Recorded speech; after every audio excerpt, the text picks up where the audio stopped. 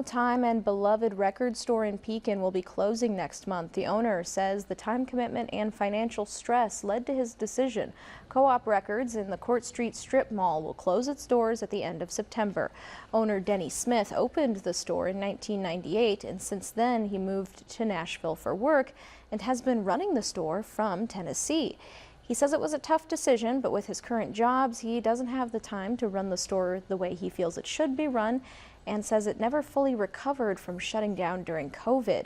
Smith says they hope to sell inventory until they close, and that some of that inventory will be sold in Tennessee.